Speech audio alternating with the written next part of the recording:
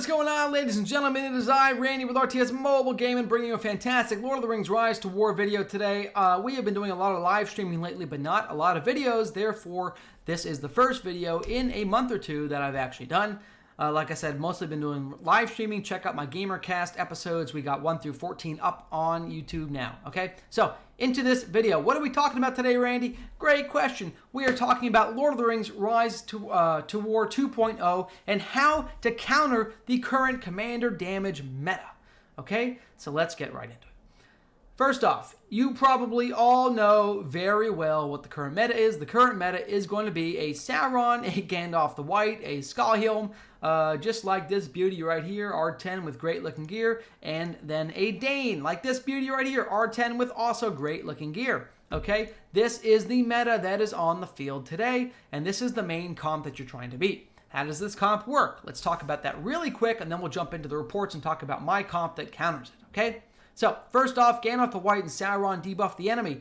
Combined, they will provide somewhere around 40% increased damage taken, 35 to 40% increased damage taken by the enemy comps for the first few rounds. That is really great. Sauron also gives another 15% damage bonus to focus people's view of focus damage. As long as his initiative is higher than theirs, he can go earlier in the round. Okay, so in rounds 3, 6, and 9, you see enormous damage output from focus type commanders like Skalhelm. Make no mistake, Skalhelm is a focus type nuker who dominates everybody. Okay? Dain is the other commander that is super powerful. He has a lot of abilities that work well together. His Durin's Blood gives him damage bonuses. His King of the Mountain gives him damage bonuses. And he basically stacks up damage and drops it like a hammer. Alright? This is the meta comp to beat today. There is no denying it. There are other variations of the meta comp which are also very, very powerful that use Sestaro and the Undying. Okay, Undying is great because not only does he give evasion to your units for the first 4 hits, he also does pretty solid damage. As you can see here, he out-damaged by a little bit this insanely wailed out 269 focus Sestaro.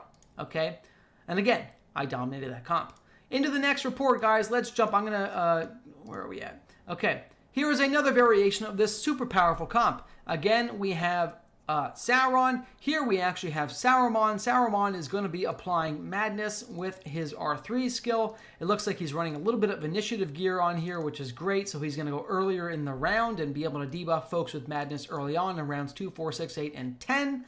Very, very powerful. Another Shadow here. This guy has great gear. And Undying here, this dude has pretty decent gear, 185 attack. Not quite as well as the other one, but just as powerful. Okay? Domination. Who's next? Let's see. Oh, this is a good one. This is actually the leader of Wind. We've been fighting against Wind and Wing this last 4 or 5 days. Shout out to Wish. He's been a good opponent. I fought him a few times. They've all turned out similar to this. So, of course, I like fighting him. He is fighting another variation of this whale comp where he has a disgustingly wailed out Skalhelm. Again, massive focus, great plus damage. Zenith 1, high respect. Okay. Wailed out to all hell Dain, crazy damage output, maxed out relics. Okay, Brad, who's over here, this is Bard, but we're calling him Brad. Brad is over here dominating as well. He's actually a really powerful commander if you order his abilities in the correct order. And then Gandalf the White with a superbly high focus comp, probably gives close to 70% damage mitigation from White Council. All right? As you can see here, I have completely decimated all of these comps. You may be wondering how. Well, I'll give you a hint. The secret to how I'm beating the comps, don't focus so much on the commanders themselves. Focus on which commander of mine took way more damage than every other commander, and which army of mine took way more damage than every other army. The secret is Shadow, like all commanders who deal damage, and you build them to deal damage, has very low command. What does command do? Command reduces the damage your army takes, all damage, and it increases the damage your army deals. Again, all damage. So since Shadow does not have any command gear on, I'm running pure damage output, his army takes a lot of damage. If you compare this minus 2.4 to my Witch King set, who has 632 command, okay, you will see that I am taking 38.7% reduced damage from all sources. This includes enemy commanders, okay? So when I'm fighting against all of these high damage output enemy commander teams, the real secret is to running a high damage build while most of your formation is running high command. Because the command itself will dramatically increase your army's survivability, and it'll dramatically increase your army's damage output as well. That is the secret sauce. All right, so we have the Witch King with crazy high command. We're also stunning enemy commanders here. Okay, as you can see, in rounds 2, 4, 6, 8, and 10, just like Sauron, we are stunning enemy commanders. He has a 50% chance to madness. We have a 50% chance to stun. This is the big deal, okay? We also have a chance to stun in the first few rounds on 2 of the targets, 2 of the enemy formations. It's a low chance, but sometimes it succeeds, which is great. Really, you combine all this crowd control with Sauron's crowd control, okay? Sauron applies madness. Where am I? Sauron applies madness before the battle begins to 3 enemy formations.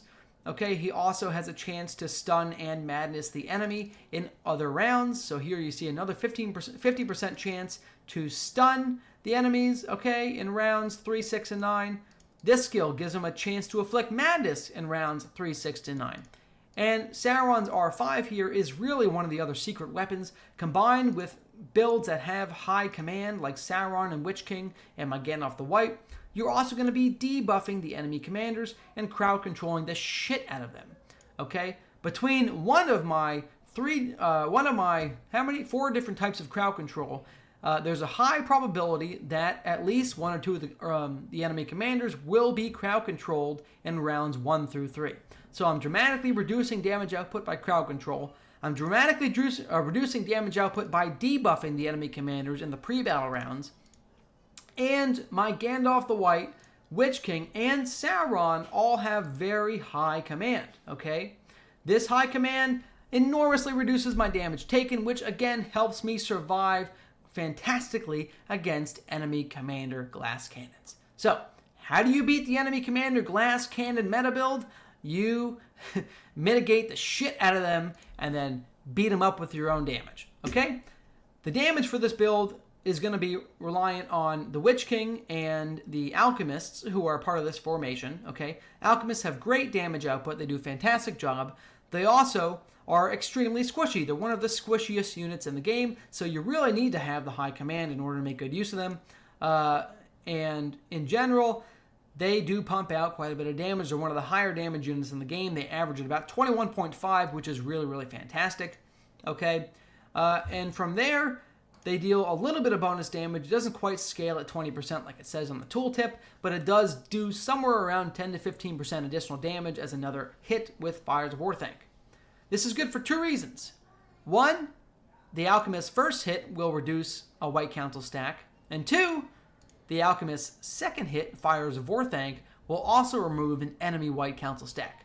So not only do I have double strike from Witch King, I'm getting 2 strikes per round per attack from each Alchemist. So I'm getting 4 attacks per round from all of my Alchemists here in this battle, which means that is 8 attacks per round that I'm going to be using to delete enemy White Council debuffs and deal pretty good damage. Shadow is the next part of this build that we really want to talk about here. Shadow just dominates everything. He's such a powerful force. His damage is not super high, but it's slow and steady. He does the same damage every round without fail. He just keeps hammering it home because his auto attacks hit 3 formations for 120% damage apiece, okay? And for the first 6 rounds, he gets double strike. All right, that's it. He has no big nukes, nothing else to talk about. He just does consistent and steady damage. If he is alive, he will be slaughtering you quickly. All right, and that is the build, guys. That's how you defeat these enemy comps. There are other versions of unit commander damage builds, okay, versus running pure commander damage builds. Okay, unit damage builds is really the secret because high command is going to, more often than not, counter the glass cannons.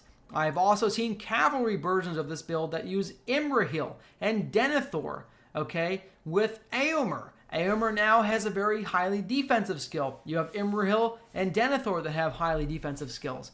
Okay, using these high command with good defense or crowd control is how you are going to win. and that is a secret, okay? So, if you have enjoyed this video, folks, I never even showed you the damage output here. I'm so sorry. If you have enjoyed the video, folks, make sure you like and subscribe. That is all for today. Happy Friday. Randy out.